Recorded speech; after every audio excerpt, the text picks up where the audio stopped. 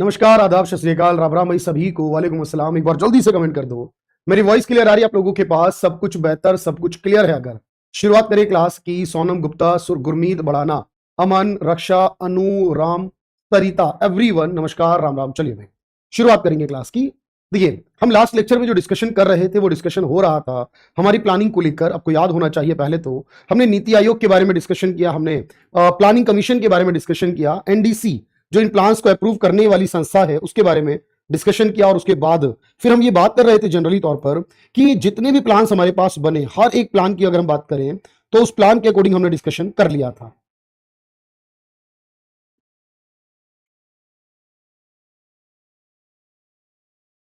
और उसके बाद फिर हमने बात इंडस्ट्रियल पॉलिसी पर करी थी, ठीक है।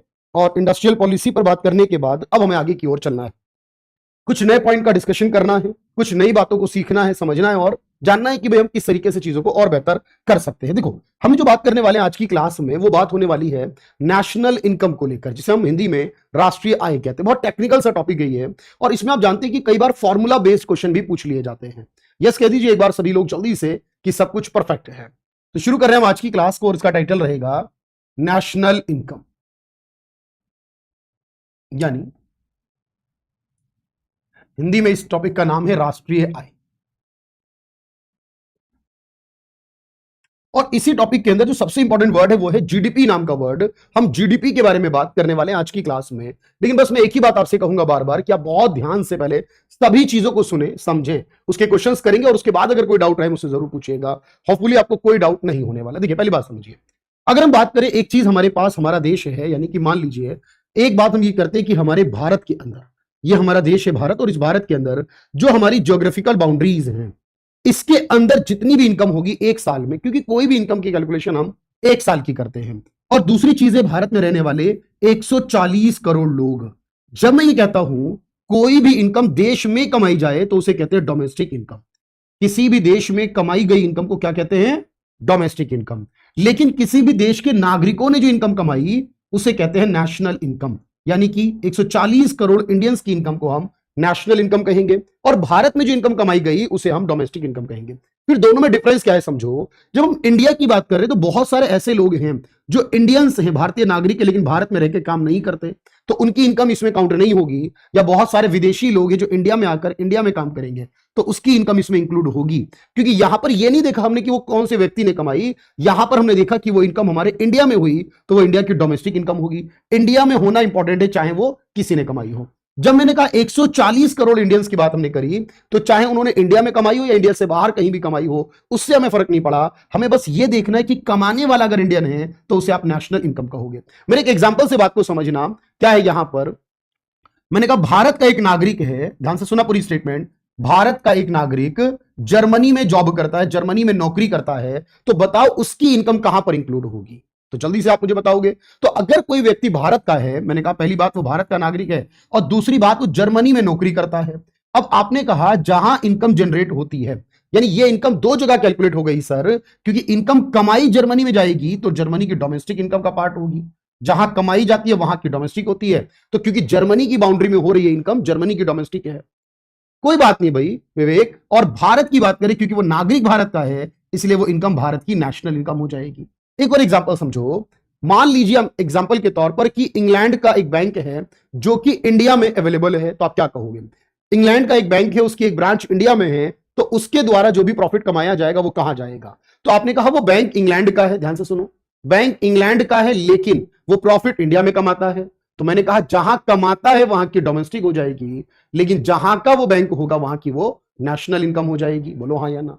तो अगर मैं अपनी बात करूं, मैं भारत का नागरिक हूं, भारत में रहकर कमा रहा हूं, तो मेरी इनकम भारत की डोमेस्टिक में भी शामिल है, और ऑलरेडी मेरी इनकम भारत की नेशनल इनकम में भी शामिल होगी। क्योंकि सर देश के कुछ लोग जो विदेशों में रहते हैं बस, उनके अलावा भारत के सभी लोग भारत में ही रहते हैं और भारत में ही कमाते हैं, तो हम सबकी इनकम भारत की डोमेस्टिक और भारत की नेशनल दोनों हो जाएगी। अब मैं आपको इसको टेक्निकली समझाता हूं, एक एक बार बात समझिए और चलिए, बिल्कुल निकल जाएगा भाई, कोई समस्या नहीं। अब आप इसे लिखना शुरू करिए कि आपने एक एक बात क्लियर कर ली है भाई। देखो देखो, पहला पॉइंट, तो हम कहते हैं डोमेस्टिक इनकम क्या होगी? इसका मतलब है घरेलू आय।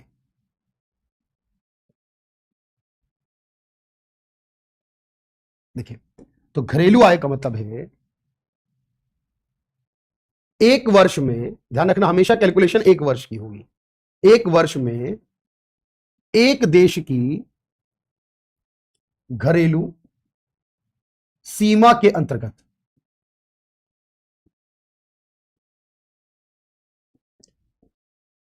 अर्जित की गई, ध्यान रखना है घरेलू सीमा में की गई कुल आय या कुल उत्पादन। तो जो भी उत्पादन किया गया, जो भी आय की गई, उसके बारे में हमने बात कर ली, उसे कहा जाता है डोमेस्टिक इनकम, घरेलू आय। इंग्लिश में कहेंगे टोटल प्रोडक्शन या total income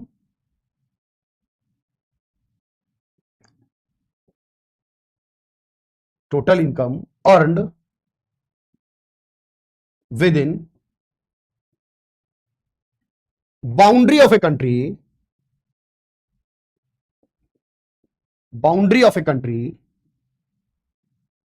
in a year. अब बात को ध्यान से समझना, यानी एक वर्ष में। और याद रखना इसी को हम रिप्रेजेंट करते हैं, इट रिप्रेजेंट एज जीडीपी। आपने सुना होगा ये वर्ड, ये डोमेस्टिक इनकम को ही जीडीपी कहा जाता है, जिसका मतलब है ग्रॉस डोमेस्टिक प्रोडक्ट। इसी को हम जीडीपी यानी कि ग्रॉस डोमेस्टिक प्रोडक्ट कहते हैं। पॉइंट क्लियर है भाई यहां तक? और जीडीपी को बार बार जब भी हम कहेंगे तो इसी तरह से सकल घरेलू उत्पाद यानी ग्रॉस डोमेस्टिक प्रोडक्ट कहेंगे। और इसके नाम से क्लियर है कि सर घरेलू आय को डिफाइन करता है, सकल घरेलू उत्पाद कहा जाता है। अच्छा, अगर मैं कहूं नेशनल इनकम क्या होगी, फिर सेकंड पॉइंट हमारे पास था नेशनल इनकम। फर्क समझ लो भाई, यानी कि राष्ट्रीय आय।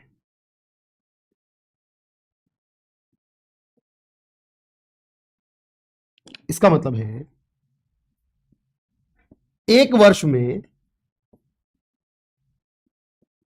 एक देश के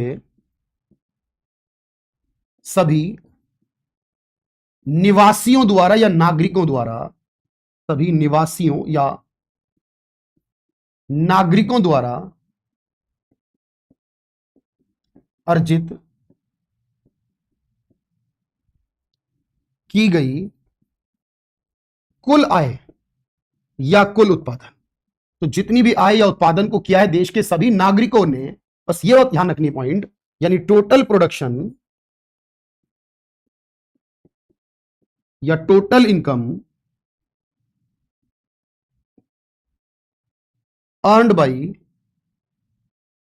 ऑल रेजिडेंट्स, निवासियों को रेजिडेंट्स कहते हैं, बाई ऑल रेजिडेंट्स या citizens of a country in a year. तो आपको ये बहुत इंपॉर्टेंट डिफरेंस याद रखना कि दोनों में क्या फर्क है। और याद रखो, जब हम राष्ट्रीय आय पढ़ते हैं तो लिखते हैं इट रिप्रेजेंट एज एनएनपी। राष्ट्रीय आय के लिए क्या वर्ड इस्तेमाल होता है? एनएनपी, यानी नेट नेशनल प्रोडक्ट। इसके लिए हम एनएनपी यानी नेट नेशनल प्रोडक्ट वर्ड इस्तेमाल करते हैं। हिंदी में इसी को क्या कहते हैं? शुद्ध राष्ट्रीय उत्पाद। बस इतना याद रखना, राष्ट्रीय उत्पाद यानी राष्ट्रीय आय के लिए इस्तेमाल होता है शब्द, और घरेलू उत्पाद यानी कि घरेलू आय के लिए इस्तेमाल होता है। जो नोट्स दिए हुए बिल्कुल सेम है, वो सारा कंसेप्ट सेम होगा, बिल्कुल मैं कराता हुआ चलूंगा। बस आप इसको एक बार नोट कर लीजिए और मुझे बताइए जल्दी से अगर बात क्लियर है तो।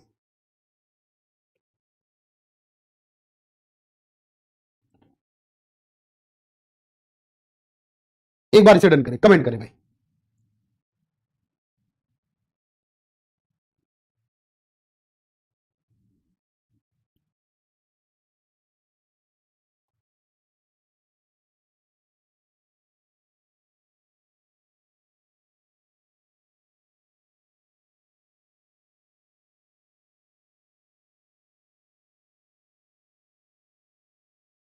क्लियर है भाई? बिल्कुल साक्षी।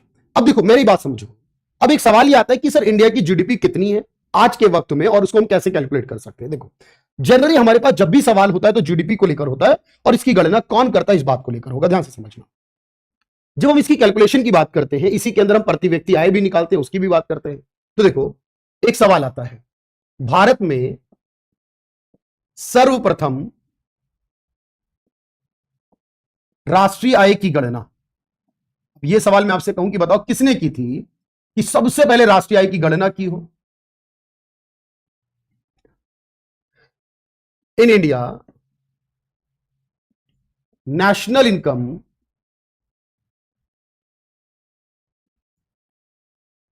Firstly calculated by.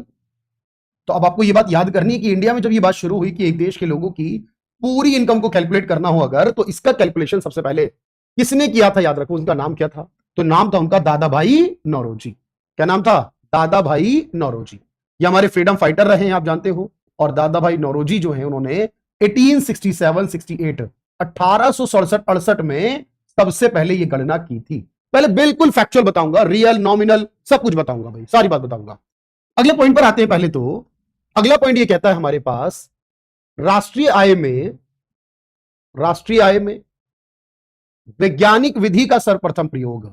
यानी वैज्ञानिक तरीके का मतलब है सिस्टमैटिक तरीके से करना, एक रूल रेगुलेशन के तरीके से करना। मैं वैज्ञानिक विधि का, वैज्ञानिक तरीके का सर्वप्रथम प्रयोग किसने किया?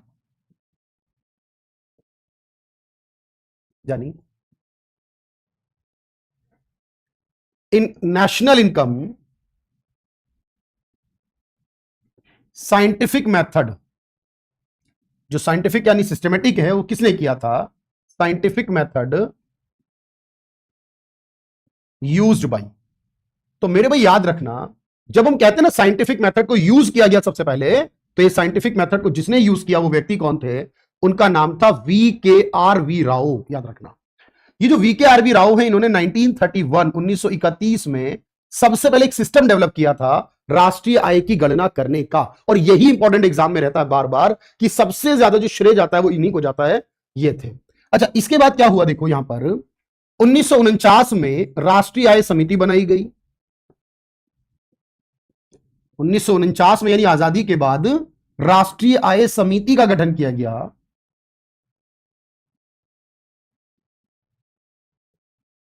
यानी एक कमेटी बनाई गई राष्ट्रीय आय के लिए। और सवाल यह आता है उसके अध्यक्ष कौन थे? जिसके अध्यक्ष, किसकी अध्यक्षता में यानी वो बनाई गई थी? राष्ट्रीय आय की गणना पर बात चल रही है और शुरुआत की बात हो रही है बिल्कुल। तो इन 1949 national income committee was setup under. अब ये किसके अंडर में हुई है? तो याद रखना, उस समय जो राष्ट्रीय आय कमेटी बनी उसके अध्यक्ष का नाम था PC महालनोबिस। राष्ट्रीय आय समिति के अध्यक्ष कौन थे? PC महालनोबिस थे। याद रखना, जो 1949 में हुआ। सारे के सारे डाउट वगैरह आपके सॉल्व हो जाएंगे और PDF वगैरह मैंने आपको कंप्लीटली प्रोवाइड कर दी है एक साथ। आप एक बार चेक कर लें, तो आपको बार बार करने की जरूरत नहीं है, एक बार कंप्लीट PDF जो है आपको प्रोवाइड कर दी गई है। अब यहां पर एक बात समझें कि सर ये तो आजादी से पहले की बात हो गई और उसके बाद लगभग हमने एक कमेटी बनाई, उसके बाद क्या हो रहा है आज के वक्त में? तो राष्ट्रीय आय की गणना प्रतिवर्ष की जाती है। और वो कौन करता है? देखो, क्योंकि हर साल ये डेटा आता है, राष्ट्रीय आय की प्रतिवर्ष गणना CSO या NSO करता है। एक्चुअली पहले CSO कहते थे, अब NSO कहते हैं। तो अगर आपसे पूछे कि कौन करता है हर साल, हमारे पास जो डेटा आता है वो कौन लेकर आता है? GDP का या राष्ट्रीय आय का? तो याद रखना, national income calculate bye CSO या NSO एवरी ईयर। तो हर साल CSO या NSO इसकी गणना कर कर हमें डेटा देते। ये तो फैक्ट बातें हो गई।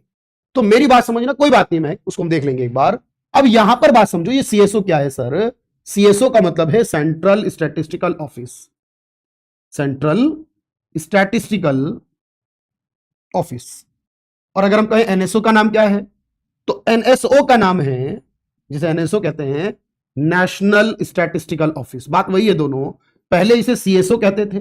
CSO हमारा 1951 में बना है, तब से ये गणना कर रहा है। लेकिन 2019 में इसका नाम बदलकर NSO कर दिया गया है। दोनों दिल्ली के अंदर, ऐसा नहीं कि कोई अलग जगह पर होगा। यानी लोकेशन वही है, एक ही नाम है दोनों के, दिल्ली के अंदर है। जो 1951 में बना था, जो 2019 में बना, वो भी दिल्ली में है।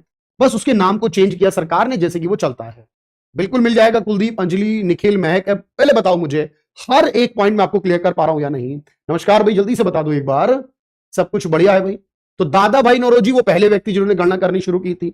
साइंटिफिक तरीके का इस्तेमाल सबसे पहले वीके आरवी राव ने किया था। राष्ट्रीय आय जो कमेटी बनी है तो उस समय इसके अध्यक्ष पीसी महालनोबिस बने। और जब मेरे भाई इसकी गणना हर साल करने की बात आएगी तो सीएसओ या एनएसओ करता है। अंजलि सारी क्लासेस भाई लाइव ही चलती हैं। अब देखो आपके कमेंट इतने सारे हैं आप लोग माशाल्लाह, और इतने सारे लोग हैं, एक एक का कमेंट, एक एक का नाम नहीं लिया जा सकता, इसलिए वो जरूरी नहीं है कि आपका नाम लिया जाए, ये कहा जाए कि भाई क्लास लाइव चल रही है, ये बताया जाए आज इतनी तारीख इतना सब कुछ, वो जरूरत नहीं है। इंपॉर्टेंट है कंसेप्ट की क्लैरिटी, और वो आपको हमेशा होगी क्योंकि हमारा मकसद एक ही है कि भाई आपको बात समझ में आनी चाहिए। अब जब हम इसकी गणना करते हैं तो एक बात समझना कि सर आज के वक्त में हमारे पास लगभग कितनी इनकम है। देखो जरा, अगर मैं इंडिया की जीडीपी की बात करूं तो इंडिया की जो जीडीपी है, अब इसे हिंदी में लिखो या इंग्लिश में लिखो, इंडिया की जो जीडीपी है 2025 की बात हम कर रहे हैं, ये थोड़ा सा अप एंड डाउन होता है। देखो तो 2025 में आप समझ जाओगे यहां बात हो रही है उसकी, तो इंडिया की जीडीपी है लगभग 4.19, थोड़ा सा डेटा आया था, अभी अप एंड डाउन होती रहती है, याद रखना। इसे 4.2 ट्रिलियन डॉलर आप इसे कह सकते हो, लगभग 4.2 ट्रिलियन डॉलर हमारी इंडिया की जीडीपी है। मैं फिर कह रहा हूं अप एंड डाउन होती है, इसीलिए आपको लगभग 4 ट्रिलियन को याद रखना है कि इंडिया की जीडीपी इतनी है, यानी इंडिया की एक साल की इनकम जो है इस समय इतनी होती है लगभग। अगर मैं बात करूं इंडिया की रैंक की, तो जीडीपी में अगर मैं रैंक बनाना शुरू कर दूं, जीडीपी की रैंक बनाऊं, तो मेरे भाई याद रखना जीडीपी वाइज अगर रैंक बनाएंगे हम, तो पहले नंबर पर आएगा यूएसए जिसकी जीडीपी सबसे ज्यादा होगी, दूसरे नंबर पर आएगा चाइना जिसकी जीडीपी अमेरिका से कम है, तीसरे नंबर पर आएगा जर्मनी, तीसरे पर जर्मनी आएगा, और चौथे नंबर पर आएगा हमारा इंडिया। मेरे भाई याद रखना ये अपडेट हुआ है 2025 में कि इंडिया ने ऊपर आ गया है जापान को पीछे छोड़कर, इसलिए मैंने अलग मार्क किया। पांचवें नंबर पर आएगा जापान और छठे नंबर पर आएगा ब्रिटेन। अब आपको यहां पर मैंने क्योंकि टॉप 6 बता दिए, वैसे तो इसके अलावा भी आप याद कर सकते हो कि सर अगर 4.2 इंडिया की जीडीपी है, यानी हमारे पूरे देश में इनकम, बात समझ, सीएसओ एनएसओ एक ही नाम है, ये दोनों एक ही पॉइंट है, याद रखना। उसका नाम चेंज किया गया था 2019 में, तब से उसे एनएसओ कहते हैं, बात एक ही है दोनों। तो भाई बात समझो, तो इंडिया की जीडीपी कितनी है 4.2, इंडिया कौन से नंबर पर आ गया 2025 में, नंबर 4 पर आ गया भाई, चलो याद रखना। अब एक बात आती है इंडिया की ग्रोथ कितनी है, देखो हर साल अलग अलग आती है, तो इंडिया की जो जीडीपी ग्रोथ है, यानी हर साल में इंडिया कितनी तरक्की करता है, तो एग्जैक्ट नहीं कह सकते, लेकिन हम ये लगभग में कह सकते हैं 7% से लेकर 7.5% के बीच में लगभग हर साल इंडिया की जीडीपी 7 से 7.5% बढ़ जाती है। तो नंबर 4 मेरे भाई बिल्कुल इंडिया का हो चुका है ऑलरेडी, ये जीडीपी की ग्रोथ के बारे में बात हो गई हमारी। लेकिन अब एक सवाल और आता है, अब इंडिया में एक आता है, मैं आगे लिखवाऊंगा समझाऊंगा उस बात को भी, लेकिन अभी डेटा को लिखना बहुत जरूरी है पहले तो। अब इंडिया की सरकार ने टारगेट किया है, जीडीपी टारगेट इंडिया की सरकार ने टारगेट किया है कि 2028 तक, इंडिया वाले चाहते हैं कि 2028 तक हमारी जीडीपी 5 ट्रिलियन डॉलर पहुंच जाए, सॉरी 7 ट्रिलियन डॉलर, और उसके बाद 2030 में 7 हो जाए, यानी 2028 तक ये 5 ट्रिलियन डॉलर हो जाए। पहले 2024-25 में था लेकिन नहीं हो पाया फिर वो। तो अब अगर मैं आपसे पूछूं कि इंडिया का टारगेट कितना है 2028 का, कितनी जीडीपी भारत सरकार करना चाहती है, तो आप कहोगे वो चाहती है 5 ट्रिलियन डॉलर। अगर हम भारत के राज्यों की बात करें तो याद रखना उसे बोलते हैं जीएसडीपी। अब जीएसडीपी क्या है, ग्रॉस स्टेट, अब देखो यहां पर स्टेट आ गया, अब यहां स्टेट आने का मतलब है राज्य का, ग्रॉस स्टेट डोमेस्टिक प्रोडक्ट, ध्यान से सुनना। अब जब मैं कहा सकल राज्य घरेलू उत्पाद, अब इसका मतलब क्या हुआ बताओ, इसका मतलब यह हुआ सर कि एक राज्य का सकल राज्य घरेलू उत्पाद, यानी एक राज्य का उत्पादन कितना हुआ, यानी इसको अगर मैं कहूं तो हम ये कह सकते हैं एक वर्ष में होगा, तो एक ही वर्ष का में एक राज्य की, अब यहां पर हम राज्य की बात कर रहे हैं, एक राज्य के अंतर्गत या एक राज्य की सीमा के अंतर्गत उस राज्य के अंदर अर्जित की गई जो भी आय कमाई गई उस राज्य में की गई कुल आय या कुल उत्पादन। अब आप मुझे बताना भाई, बात समझ में आनी जरूरी है। अगर हम एक राज्य की बात करें तो किस राज्य में आपको लगता है कि यहां पर सर सबसे ज्यादा होगा या सबसे कम होगा, तो मेरे भाई यहां पर देखो रैंक 1 याद रखना जो हमारे इंडिया में है, वो रैंक 1 किसकी है, सबसे ज्यादा इनकम कौन से राज्य में होती है, तो वो इनकम होती है सबसे ज्यादा महाराष्ट्र में। भारत के सभी राज्यों को निकालेंगे तो सर क्यों, क्योंकि इसके लिए जरूरी है कि यहां पर एक मुंबई जैसा शहर है, एक पुणे जैसा शहर है, और इन शहरों में आप जानते हो तो ये बहुत जरूरी है कि सबसे ज्यादा कौन सा राज्य कमाता है, तो वो राज्य होगा महाराष्ट्र। और अगर इसी में आप कहोगे कि सर फिर सेकंड भी बता दीजिए या थर्ड बता दीजिए, तो देखो ये ऐसा है कि लगातार बदलता रहता है, कोई ऐसा नहीं है कि बिल्कुल फिक्स रहेगा। लेकिन यहां पर इसके बाद जो महाराष्ट्र है, फिर तमिलनाडु है, उसका नंबर आता है, कर्नाटक का नंबर आता है। लेकिन अगर रैंक 2 की बात करें तो उसमें तमिलनाडु है, कर्नाटक है, उत्तर प्रदेश है, गुजरात है, नंबर 5 पर है। लेकिन फिलहाल आप इसको याद रख सकते हैं, 1 नंबर और 2 नंबर, ये हर एक राज्य का होगा। बात समझ में आ रही हो? बिल्कुल धनंजय जी नमस्कार, बहुत बढ़िया। बिल्कुल कॉपी में लिखने हैं और अच्छे अच्छे लिखने हैं आपको, जितना प्यारा लिखेंगे बेहतर लिखेंगे ना। बताओ भाई, बताओ जल्दी से बताओ, इंडिया की रैंक कितनी है? 4 पॉइंट, जीडीपी कितनी है? 4.2 ट्रिलियन डॉलर। रैंक वाइज बताओ कितनी आएगी? तो आपने कहा सर रैंक वाइज आएगी यहां पर इंडिया 4th नंबर पर। कितनी जीडीपी है बताओ? 7 से 7.5% की ग्रोथ रेट। कितना चाहते हैं 2028 में? 5 ट्रिलियन हो जाए। यानी इसका मतलब यह हुआ सर हमारा कि एक वर्ष में एक राज्य के अंदर जितनी भी इनकम कमाई गई, बताओ बढ़िया से आ रही है? बिहार की रैंक कहां पर है? बिहार तो लगभग जीडीपी वाइज देखना पड़ेगा एग्जैक्टली कितने नंबर पर है, लेकिन 12-13 नंबर से पहले तो नहीं है फिलहाल। तो यहां पर आप कहोगे टोटल प्रोडक्शन या total income earned with in boundary of A state, बस इतना याद करना है, of A state in a year. तो इसमें महाराष्ट्र नंबर 1 पर है और तमिलनाडु नंबर 2 पर है। चलो अब आगे समझते हैं, बिल्कुल आराम से बात समझ में आ गई। मैंने एक एक बात आपको बता दी, बुक कोई सी नहीं पढ़नी है, बुक कोई सी भी नहीं पढ़नी आपने, ठीक है? चलो, वैसे तो हर एक राज्य की अपनी रैंक है, पर उसके लिए जरूरी नहीं है भाई। अब मैं आपको अगले पॉइंट पर समझाता हूं, जरा ध्यान से समझना और मुझे बताते रहना कि सर ये बात समझ में आ रही है या नहीं। अब मैं आपसे कहता हूं कि हमें निकालनी है प्रति व्यक्ति आय, यानी कि हमें निकालनी है औसत आय, औसत इनकम। तो मुझे भाई बताओ जल्दी से, अगर मैं कहूं पर कैपिटा इनकम, मुझे बताना भाई प्रति व्यक्ति आय कैसे निकालोगे, क्या मतलब है इसका? प्रति व्यक्ति आय का मतलब बताओ भाई। देखो इसका क्या मतलब है सीधा सा, सर जितना भी हमने लिखा, जितना भी हमने टोटल इनकम को कमाया, जितनी भी हमारी इनकम 140 करोड़ की, अगर हम उसके देश की टोटल पॉपुलेशन से डिवाइड कर दें तो हमें एक वर्ष की एक व्यक्ति की औसत आय पता चलेगी। एक वर्ष की एक व्यक्ति की औसत आय कि एक के हिस्से में कितना आता है। और याद रखना, जब औसत आय निकलती है तो मेरी इनकम का औसत, आपकी इनकम का औसत, गौतम अडानी की इनकम का औसत, मुकेश अंबानी की इनकम का औसत, सबका बराबर हो जाता है। सबकी इनकम का औसत हमेशा बराबर रहता है सर, क्योंकि औसत का मतलब होता है सबके लिए एक जैसा होना। तो बताओ भाई, अगर मैं कहूं प्रति व्यक्ति आय क्या होती है, तो आप कहोगे एक वर्ष में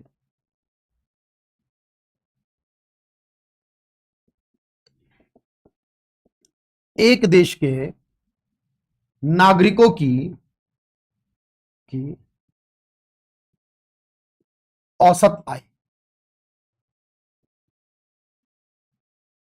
यानी एवरेज इनकम, एवरेज याद रखना, average income of a person in a year. तो एक साल में एक व्यक्ति की औसत आय कितनी है, उसी को प्रति व्यक्ति आय कहते हैं।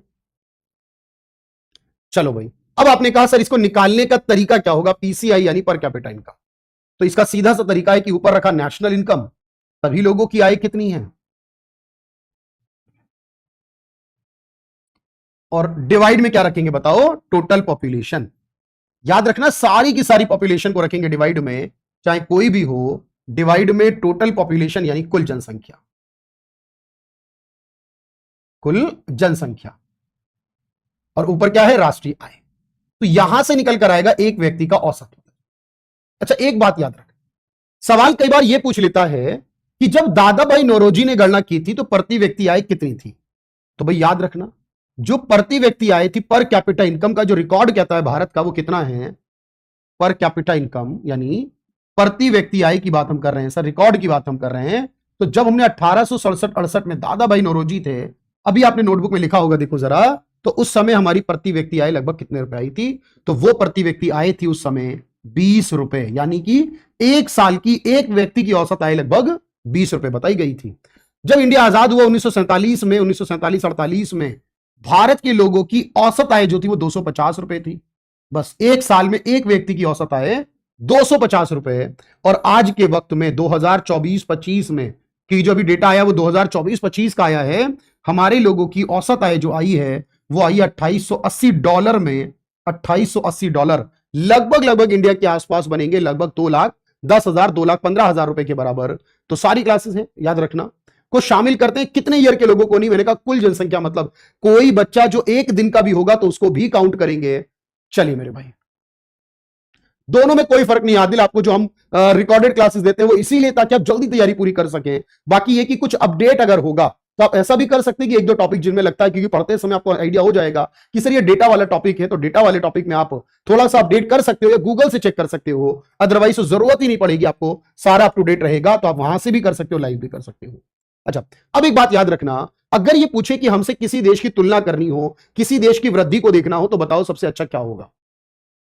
स्नेहा घोष पूछ रही है sir, does the national income include the income earned by Indians working outside. बिल्कुल, मैंने यही बताया था आपको, भारत के सभी नागरिकों की इनकम, चाहे वो इनसाइड इंडिया हो या आउटसाइड इंडिया हो, चाहे उन्होंने कहीं भी कमाई हो, if a person is an Indian citizen और इंडियन नेशनलिस्ट, तो उसके लिए याद रखना वो नेशनल इनकम का पार्ट होगा।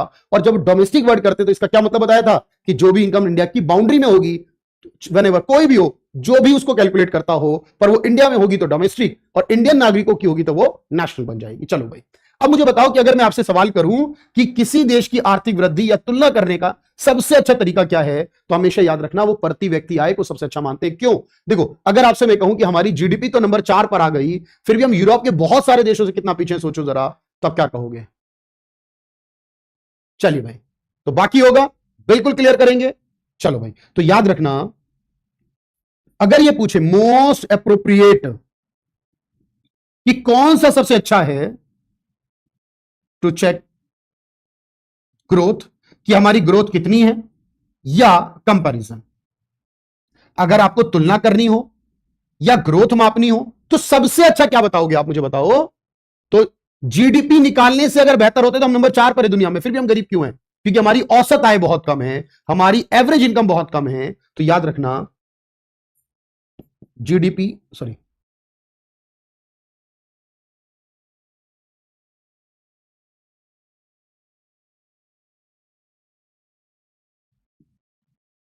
मापने या तुलना करने का सर्वोत्तम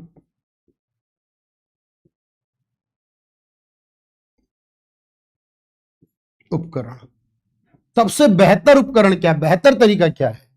तो हमेशा याद रखना, जब भी सबसे बेस्ट पूछा जाए, वैसे जीडीपी या जीएनपी भी होते हैं और भी शब्द होते हैं, लेकिन सबसे बेहतर हमेशा पर कैपिटा इनकम या एवरेज इनकम कहते हैं, जिसे प्रति व्यक्ति आय को माना गया है। सबसे बेस्ट किसे माना गया है? प्रति व्यक्ति आय को माना गया है, याद रखो। और मैंने पूरा का पूरा पॉइंट दे दिया है सुधीर भाई। अगर आपने लेट ज्वाइन करा है देखो क्लास को, तो फिर तो मेरे भाई मैं कुछ नहीं कर सकता, बहुत टेक्निकल टॉपिक है। और सुधीर, आपने क्यों अंडरस्टैंड नहीं किया है बताओ जरा मुझे। उसकी वजह यह है कि आपने थोड़ा सा लेट ज्वाइन किया है। अब आपका रिस्पॉन्सिबिलिटी ये बनती है कि आप इस क्लास को फिलहाल यहीं छोड़ दें, और इस क्लास की कुछ देर के बाद फिर आप इस क्लास को, जब भी आपके पास टाइम हो, तो इस क्लास को शुरुआत से देखें। अगर आप शुरुआत से नहीं देखेंगे ना क्लास को, तो फिर ये समस्याएं आपके साथ रहेंगी, क्योंकि मैंने सबसे पहली स्लाइड में आपको यह सिखाया था कि एक्चुअल में डोमेस्टिक इनकम और नेशनल इनकम की डेफिनेशन क्या है। अगर आपको ये डेफिनेशन नहीं पता, तो फिर कोई भी फैक्ट आपको समझ में नहीं आने वाला। तो आपने पहले डेफिनेशन याद कर ली, फिर आपने याद कर लिया कि सबसे पहले दादा भाई नौरोजी, वीकेआरवी राव, पीसी महालनोबिस और हर साल सीएसओ करता है।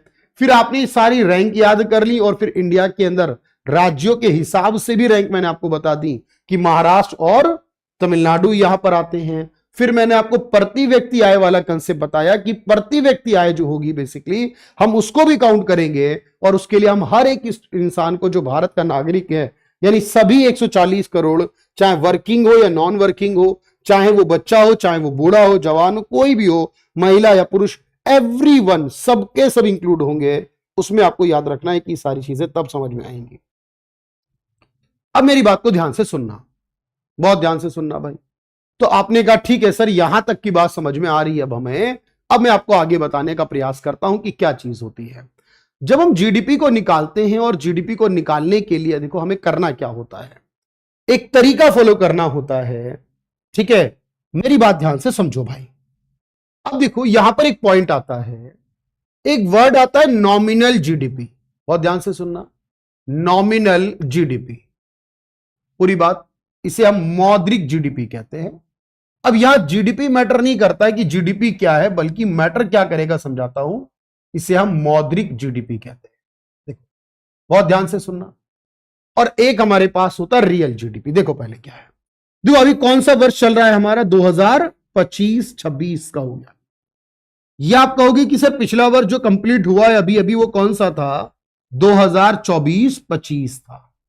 अब देखो होता क्या है, एक तो कैलकुलेशन होती है इस हिसाब से, यानी जो कीमत 2024-25 में यानी कि वर्तमान वर्ष में है, एक हम निकालते हैं वर्तमान वर्ष की कीमतों के हिसाब से जीडीपी, और एक निकालते हैं, एक हमारा होता है आधार वर्ष, बेस ईयर। बहुत ध्यान से सुनना, ये जो आधार वर्ष है, बेस ईयर है, ये है 2011-12।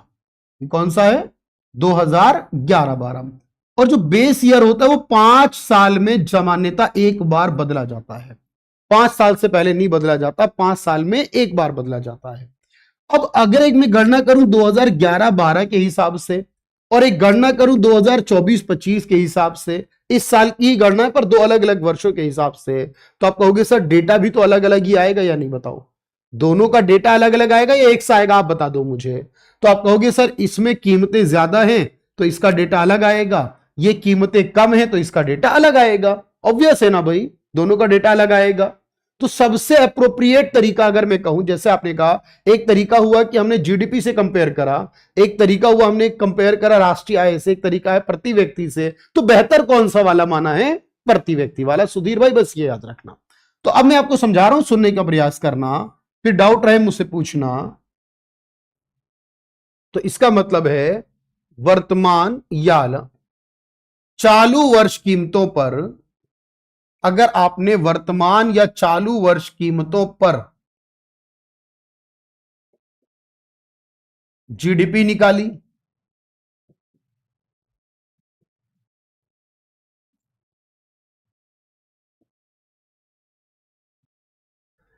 तो वो नॉमिनल कहलाएंगे। जैसे मैं आपको बताता हूं, जीडीपी एट प्रेजेंट या करंट ईयर प्राइस।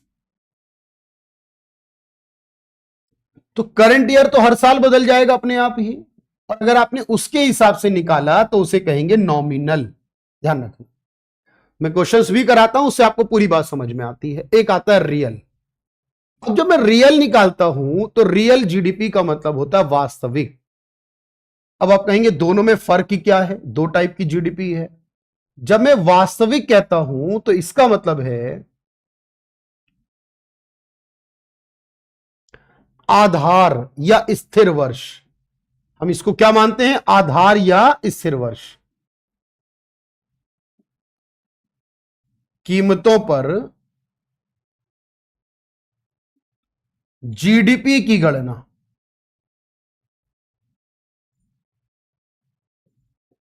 तो अगर आप ये गणना कर रहे हो बेस ईयर के हिसाब से, जीडीपी एट बेस या कांस्टेंट ईयर प्राइस, पूरी बात समझना, बेस या constant year price.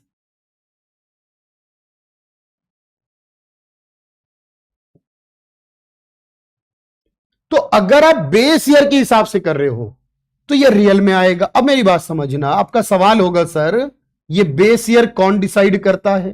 Current year तो हर साल बदलता है अपने आप ही, पर बेस ईयर कब बदलता है, तो बेस ईयर चेंज्ड, जनरली कह रहा हूं, ऐसा रूल नहीं है कहीं पर, जनरली इन 5 years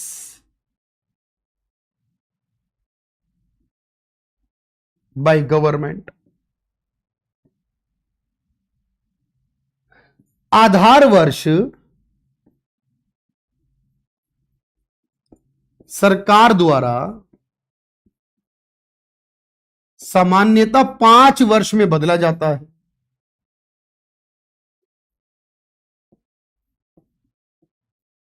यानी 5 वर्ष तक एक ही चलता है, फिर उसके बाद बदलता है, फिर अगले 5 साल वही चलता है, फिर चेंज होगा इस तरीके से। अब मेरी बात सुनना, देखो अपडेट क्या होता है एग्जाम में, यही अपडेट होता है सर। फिर बेस ईयर क्या है?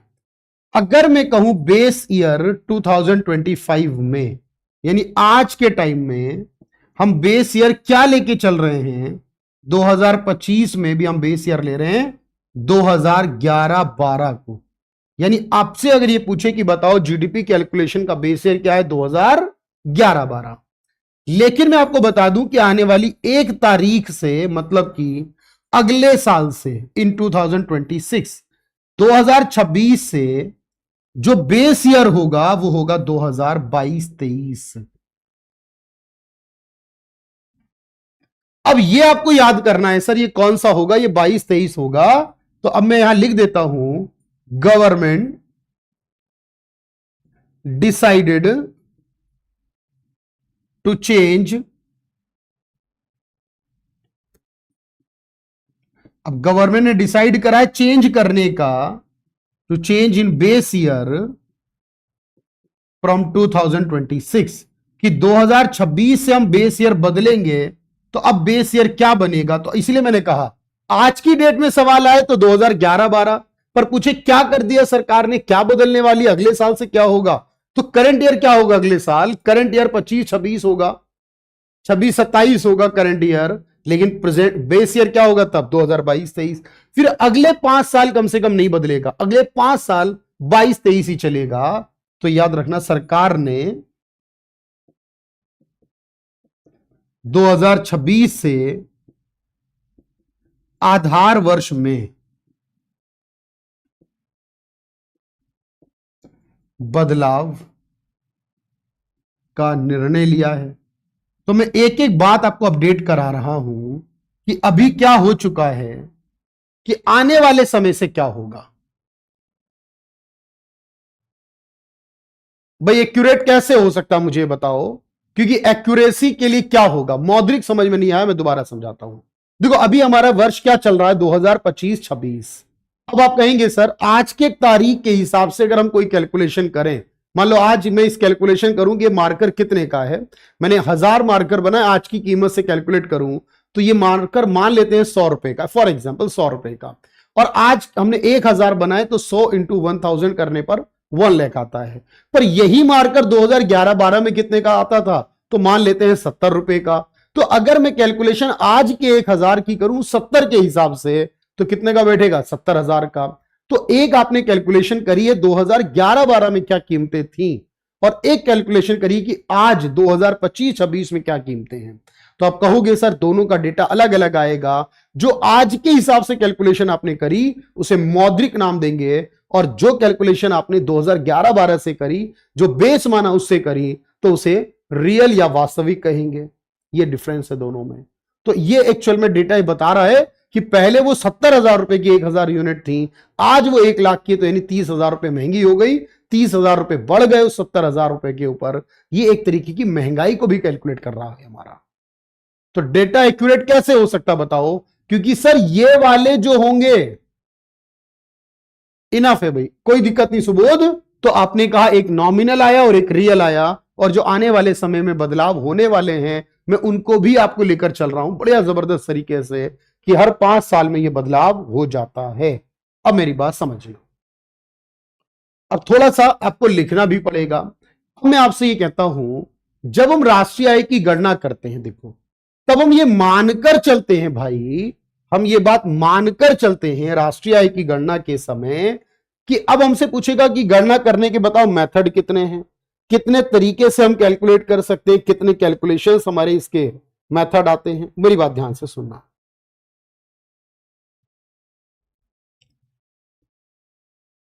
देखो जब हम राष्ट्रीय आय निकालते हैं तो एक बात मान कर चलते हैं, बहुत ध्यान से सुनना।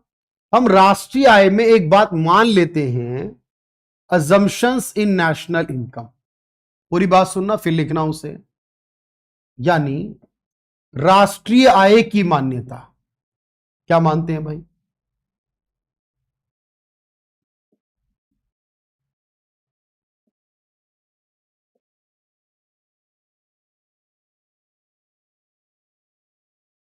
अब देखो, मैं कह रहा हूं मानकर चल रहे हो आप, ये एज्यूम कर लिया आपने इस टॉपिक में कि जितनी हमारे लोगों की आय है वो बराबर है जितना हम सब व्यय करते हैं एक्सपेंडिचर उसके, और जितना हम उत्पादन करते हैं उसकी वैल्यू भी उतनी आती है।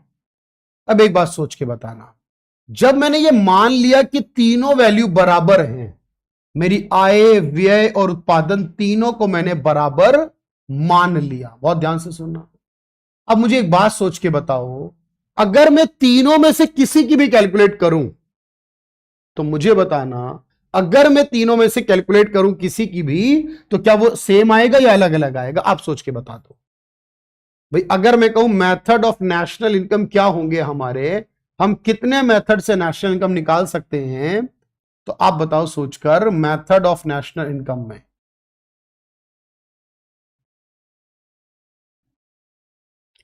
राष्ट्रीय आय की विधियां।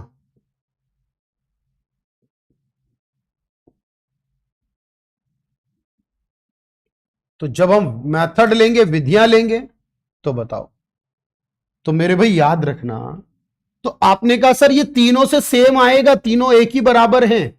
जब तीनों वैल्यू बराबर है, ए बराबर बी बराबर सी, तो कुछ भी निकालो बराबर आएगा। तो मेरे भाई अगर मैं आपसे कहूं कि एक हमारे पास इनकम मेथड होता है जिसे हम आय विधि कहते हैं, तो आप कहेंगे जी हां बिल्कुल एक आय विधि होती है। अगर मैं कह दूं कि एक का नाम मैं एक्सपेंडिचर रख दूं, बोलो हां या ना, तो एक्सपेंडिचर रख दूं अगर मैं इसका नाम दूसरे का, इसे हम एक्सपेंडिचर या कंजम्पशन भी कहते हैं। खर्च का मतलब कंजम्पशन भी होता है। तो आप कहेंगे कोई फर्क नहीं है, हम आय निकाले या सबकी व्यय निकाल ले, बात वही है। व्यय या उपभोग विधि कहेंगे आप इसे।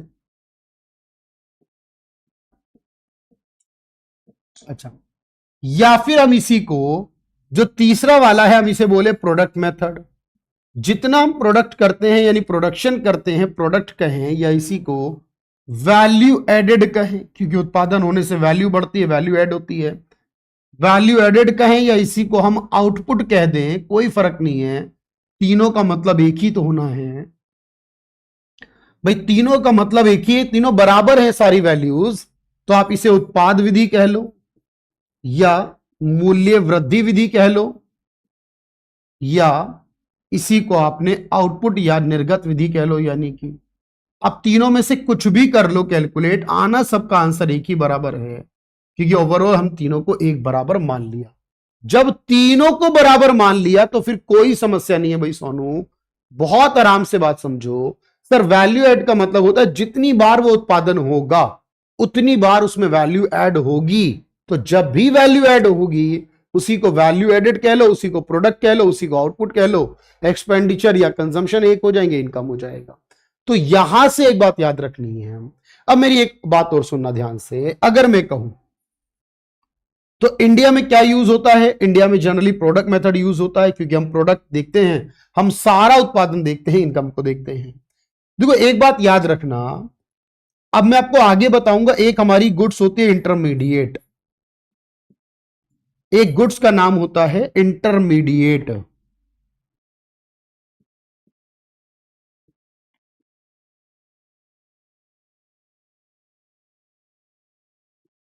गुड्स,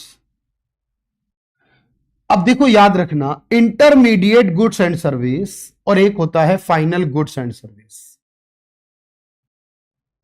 अब मुझे एक बात बताना, हिंदी में भी बताता हूं मैं इसे, इंग्लिश में भी बताता हूं। फाइनल गुड्स एंड सर्विस, ध्यान से सुनना भाई। देखो, इंटरमीडिएट को हिंदी में कहते हैं मध्यवर्ती वस्तु,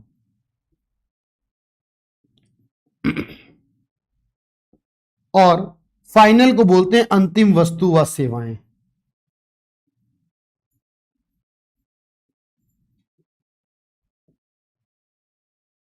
अब देखो होता क्या है, मान लीजिए मैं आपसे एक सवाल कर रहा हूं कि जीडीपी का मतलब हमारे देश की एक साल की टोटल इनकम से है, तो मुझे एक बात बताओ, जो हमारे देश की एक साल की टोटल इनकम है, वो एक साल की टोटल इनकम के अंदर हम मध्यवर्ती वस्तु लेते हैं, फाइनल वाली लेते हैं, या दोनों को लेते हैं? आप बता दो सोच के क्या होगा, पहले बता दो भाई। देखो, इंटरमीडिएट का मतलब है,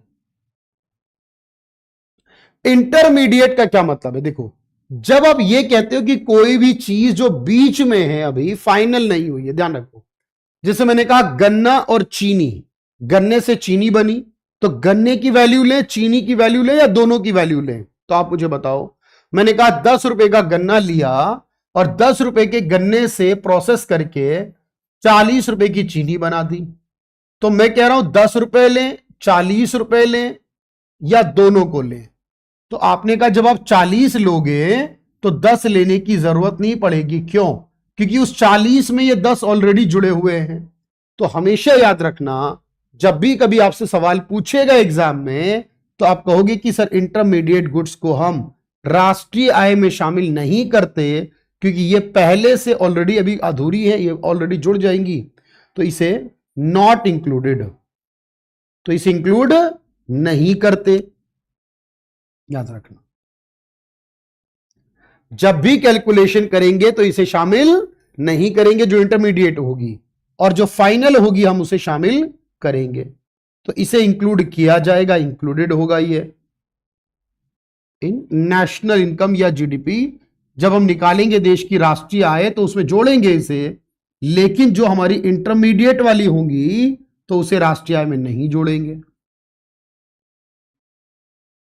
अब ये बात आपने याद करें।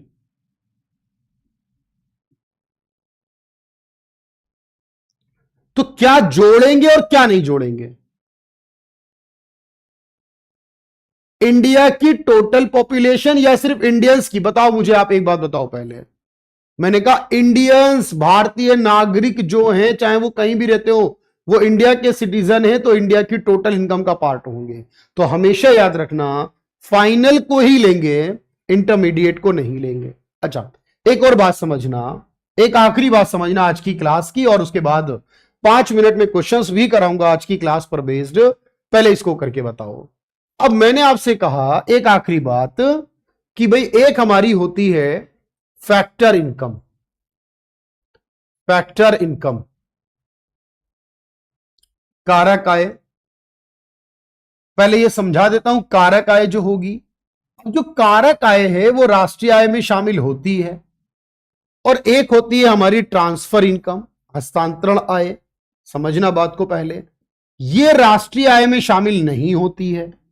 तो आप कहेंगे सर ये कौन सी इनकम है जो राष्ट्रीय आय में शामिल होगी या नहीं, और इस पर सवाल कैसे होंगे, जरा देखो।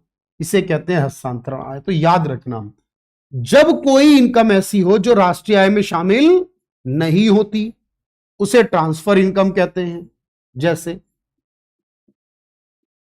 मैं आपसे कहता हूं कि कोई इंसान है, उसे सरकार की तरफ से किसी विधवा को, विकलांग को, सीनियर सिटीजन को, किसी भी इंसान को अगर कोई पैसा बिना कमाए मिला है, एग्जाम्पल के लिए जैसे आपको चैरिटी यानी कि चंदे में, चैरिटी में,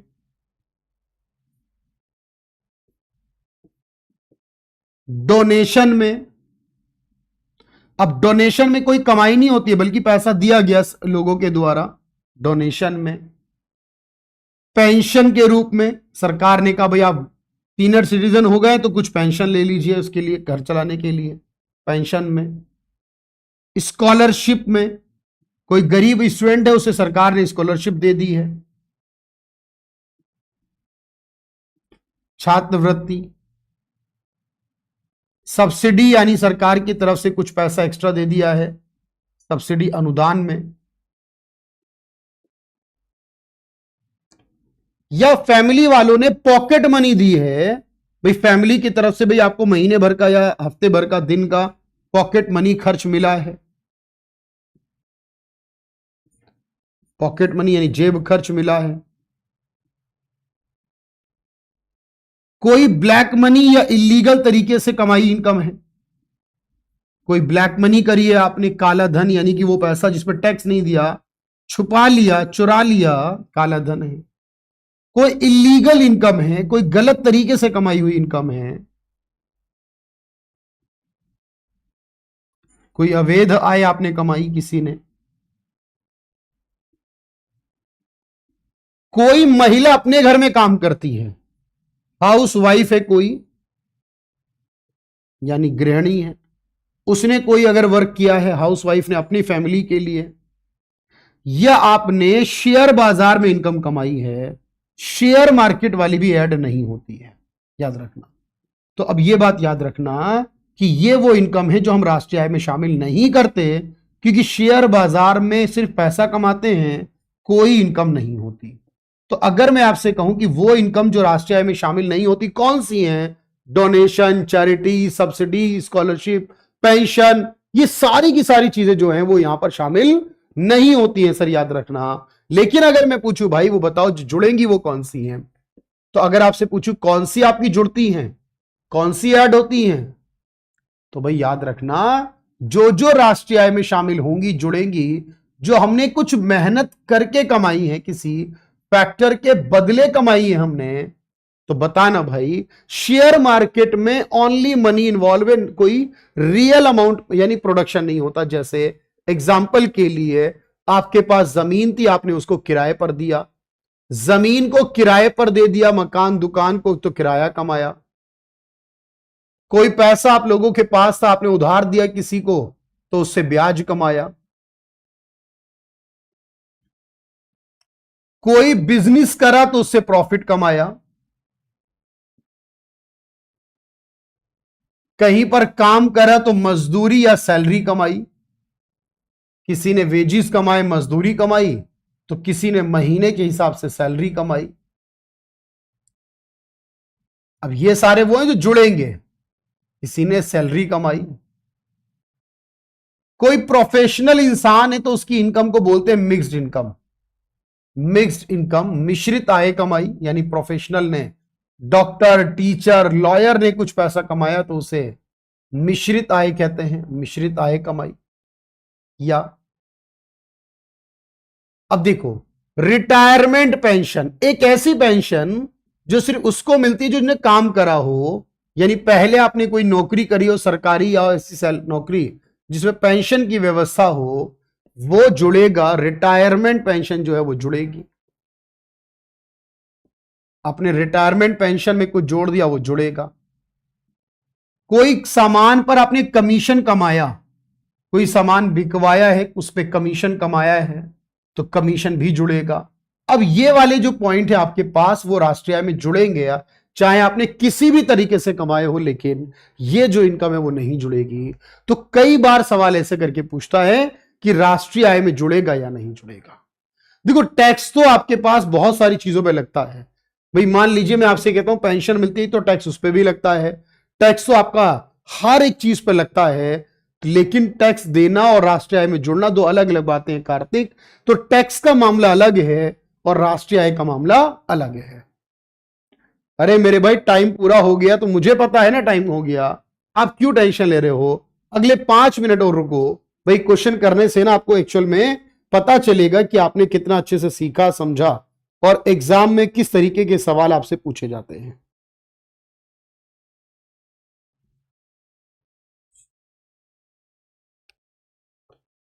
टाइम की बहुत जल्दी है भाई। अरे जब तक आप कुछ अच्छा नहीं पढ़ोगे तब तक कुछ अच्छा होगा भी नहीं भाई, ये बात याद रखना। मतलब आप चाहते तो ये है कि ऑफिसर बन जाए, किसान ने कमाया तो भी जुड़ेगा, फार्मर हो या कोई भी हो सबकी इनकम जुड़ेगी। सर फार्मर ने उत्पादन किया, फार्मर ने कुछ बनाया, चाहे वो खुद बनाकर रख लिया या बेच दिया, तो फार्मर का प्रोडक्शन या फार्मर की इनकम जो भी किसान ने कमाई है, किसान ने जो भी उत्पादन किया वो सारा जुड़ेगा। तो चाहे कोई भी कमाए, उसने अगर कमाया है तो जुड़ेगा, चाहे वो सर्विस में कमाया हो या किसी भी चीज में कमाया हो। अब मेरे भाई 2 मिनट मुझे और दे देना बस, और मेरी बात सुन लेना।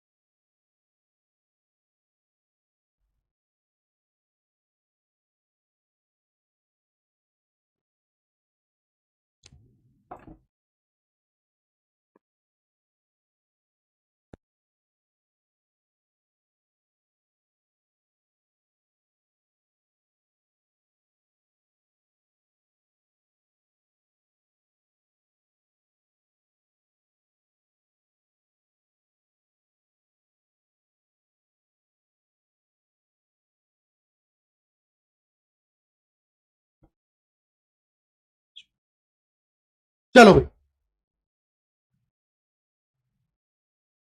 तो एक बार जरा देख लेते हैं कैसे क्वेश्चन आते हैं एग्जाम में, फिर आपको पता चलेगा कि आपने जो पढ़ा वो कितना बेहतर है। क्योंकि देखो, बेहतर होना बहुत जरूरी है। ये मत सोचिए कि आपने कितनी देर पढ़ा और क्या कुछ पढ़ा। आपने प्यारे प्यारे नोट्स बना लिए हैं, साथ में अपने बहुत अच्छे से कंसेप्ट को क्लियर कर लिया है, तो जरा सवालों के जवाब भी दे दीजिए। चलिए, ये देखो मेरे पास एक फाइल जो है नेशनल इनकम पर बेस्ड। मैं आपसे सवाल पूछ रहा हूं जो मुझे बताते जाना। भारत में नई जीडीपी श्रृंखला के आधार वर्ष को 2004-5 से स्थानांतरित करके क्या किया गया था? यानी जब 2004-5 था तब उसे बदलकर क्या करा गया था, ये बताओ जरा। तो सर, जब 2004-5 था तो उसे बदलकर 2011-12 किया गया था, लेकिन अब 2011-12 बदलकर 2022-23 किया जाएगा। भारत में राष्ट्रीय आय का अनुमान सर्वप्रथम किसने लगाया? तो बताओ जरा। तो सर्वप्रथम लगाने वाले व्यक्ति का नाम क्या था? दादा भाई नौरोजी, भारत में, जिन्होंने मैंने बताया 1867-68 में यह काम किया था। दादा भाई नौरोजी थे वो। ओके,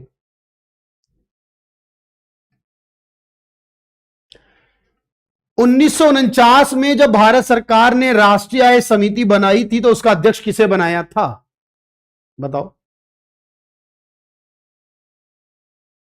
तो अब आप कहोगे राष्ट्रीय आय समिति बनी थी सर 1949 में, तो उसके अध्यक्ष बनाए गए थे पीसी महालनोबिस।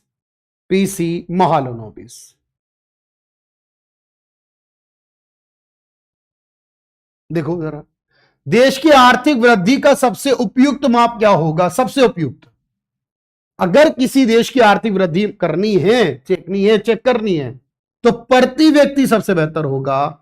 आपने बताया प्रति व्यक्ति आय या प्रति व्यक्ति उत्पाद का मतलब है औसत आय से, वो सबसे बेस्ट होगा।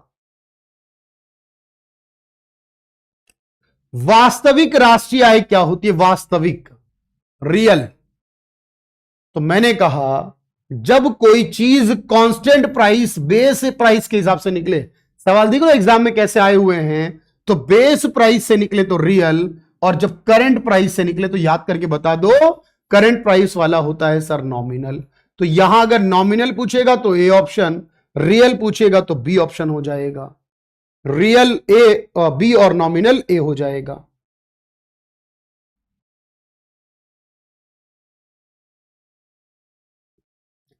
अगर पूछे प्रति व्यक्ति आय कैसे निकालेंगे, फॉर्मूला क्या होगा? ये सब एग्जाम के पीवाई क्यूज है, याद रखो। तो नेट नेशनल प्रोडक्ट यानी राष्ट्रीय आय को डिवाइड करेंगे टोटल पॉपुलेशन से। याद करना, मैंने कहा तो वर्किंग पॉपुलेशन से नहीं करेंगे, नंबर ऑफ फैमिली से नहीं करेंगे, वर्किंग से नहीं करेंगे, हमें टोटल से ही करना होगा बस। और वो टोटल से करेंगे नेशनल इनकम यानी एनएनपी को।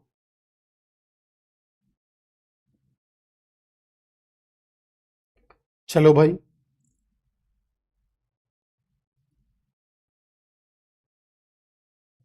इनमें से कौन सा मेथड राष्ट्रीय आय की गणना का नहीं है, बताओ। हमने जितने मेथड पढ़े, इनकम पढ़ा, एक्सपेंडिचर पढ़ा, प्रोडक्ट पढ़ा, लेकिन उसमें एक्सपोर्ट इंपोर्ट नाम का कोई मेथड नहीं पढ़ा सर हमने। ऐसा कोई मेथड हमें नहीं मिला जो एक्सपोर्ट और इंपोर्ट नाम पे आता हो।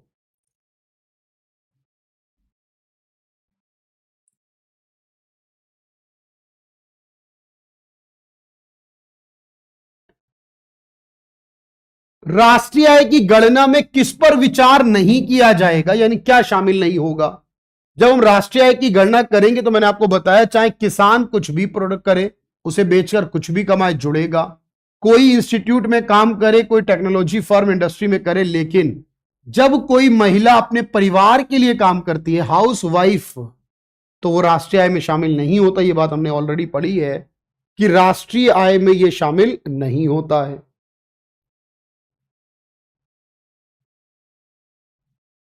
चलो, किसी देश की तुलना करने का सर्वोत्तम उपकरण क्या होगा?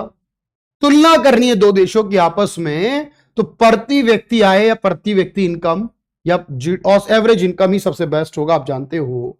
यही एक तरीका आपको याद करना है।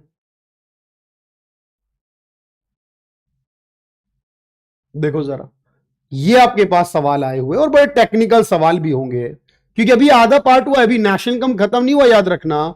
अभी आधी क्लास इसकी नेक्स्ट यानी कल होने वाली है, तब मैं इसके बारे में और बेहतर तरीके से आपको बताऊंगा। क्योंकि देखो एग्जाम में ना बहुत अच्छे सवाल आते हैं, और अच्छे सवालों को करना है अच्छी तैयारी के साथ ही मुमकिन है, अदरवाइज वो पॉसिबल नहीं है।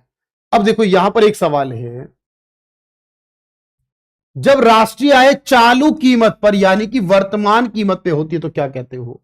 जब वर्तमान पर चालू कीमत पर होगी तो उसी को nominal income, nominal GDP, nominal income, nominal national income जो है वो कुछ भी कह सके। चलो, राष्ट्रीय आय का आकलन कौन करता है बताओ जरा? तो भाई राष्ट्रीय आय का आकलन करने का काम सीएसओ या एनएसओ का है, आपको पता है, क्योंकि सीएसओ का नाम बदलकर ही एनएसओ कर दिया गया।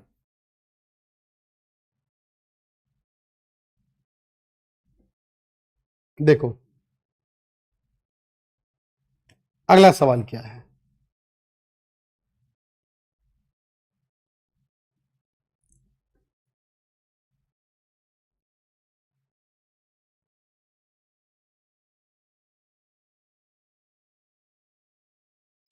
कौन सा संगठन लागत और बाजार मूल्य पर सकल घरेलू उत्पाद जीडीपी की गणना करता है? अब आपने कहा सर इस बार सीएसओ नहीं दिया तो एनएसओ दे दिया, या तो सीएसओ कह लो या एनएसओ कह लो, बात एक ही है। यह सवाल देखो जो आपके एग्जाम का रहा है, और इसमें क्या पूछा गया कि राष्ट्रीय आय में मध्यवर्ती वस्तुएं शामिल नहीं की जाती हैं, यह बात सही है, मैंने बताया था आपको। और राष्ट्रीय आय में अंतिम वस्तुएं, फाइनल गुड्स शामिल की जाती हैं, यह बात भी सही है। पर इंटरमीडिएट नहीं की जाती, यह बात सही है। फाइनल की जाती है, यह बात भी सही है। सर दोनों बातें सही हैं। तो इस तरीके के जब सवाल आपके एग्जाम में होंगे तो आपको एक एक पॉइंट याद करना है उसके लिए, कि जिस भी तरीके के सवाल आपसे पूछेगा आपको उसके आंसर करने हैं, बढ़िया तरीके से कंप्लीट करना है। ये आज की क्लास है नेशनल इनकम का पार्ट 1, पार्ट 2 करेंगे हम कल इसका। चलिए, thank you everyone, thank you so much.